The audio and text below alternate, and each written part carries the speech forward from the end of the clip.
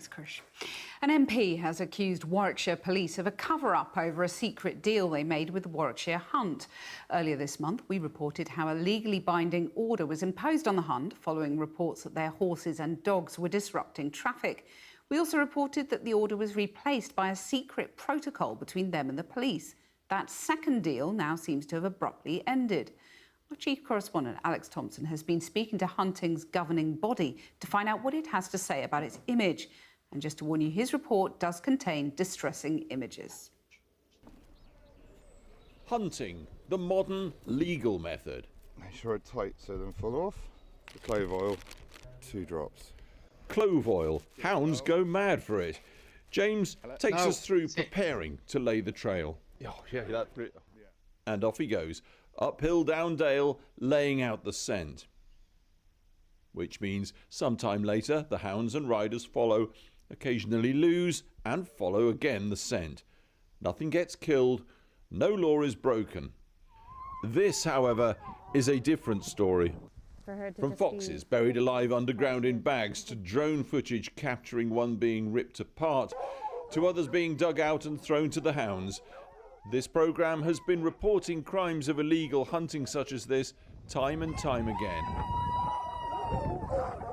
You're horrified as well. We're horrified as well. It is not, that is not acceptable in any society in any way, shape or form.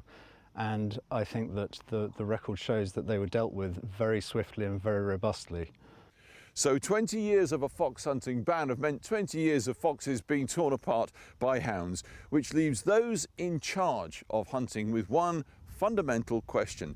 Sitting, as they may well be now, in the Last Chance Saloon, can they get their own house in order, police hunting and make it legal? So the British Hounds Sports Association, the BHSA, is laying on events like this across the country to demonstrate what they say is really happening. Most hunts abiding by the law. But a Labour government may well agree with others who say trail hunting is often being used as a smokescreen for fox hunting. There's a chance that any government could say that in any way, shape or form.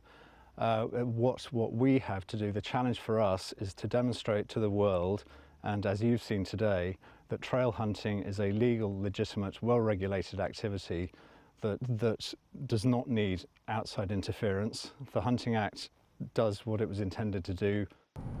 The hunt saboteurs say self-regulation hasn't worked, and they're not the only ones.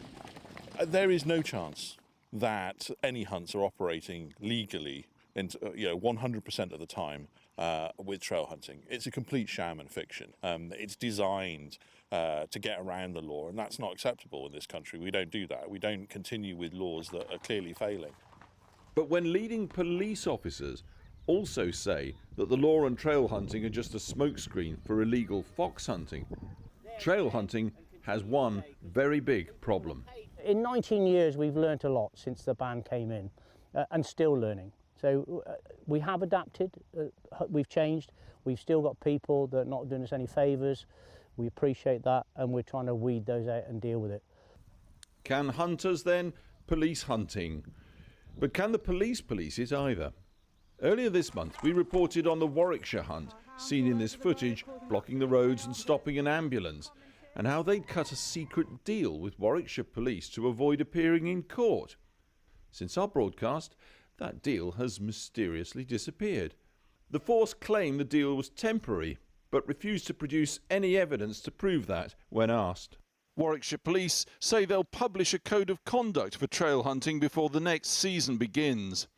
Well, I think this is descending in terms of the level of farce. First of all, as you may know, that they wouldn't give me access. They still will not give me access to the protocol. It still remains secret. They're now suggesting that it was just a temporary thing, and they're withdrawing it. It's a complete nonsense. I just fear that they are making this up as they go along. I mean, it does really have a whiff of a cover-up. We put claims of a cover-up to Warwickshire Police, but they declined to comment. Recently, the Chief Constable wrote to Matt Weston about reports of alleged criminal activity by the Hunt. The letter states, while some reports have been received from Warwickshire residents, in many cases the reports have been from third-party individuals from outside the county.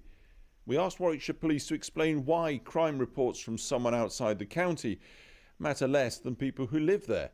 They refused to do so. I mean, are they really suggesting that someone who is the victim of a road rage incident on the M40, who just happens to live in Oxfordshire, would not be able to use any dashcam footage and present it to Warwickshire Police? I mean, that's kind of how low this seems to be sinking. Yeah, brilliant. Criticism that hunters can't police hunting and the police won't police it hangs heavy in the air. With an election looming, the sound and fury from both sides of this argument will only intensify. And if you want to know more about that story, you can go to our website to find Alex Thompson's previous report from the 4th of March on the Warwickshire deal and the Hunt's defence of it. Now, Donald Trump will become the first ever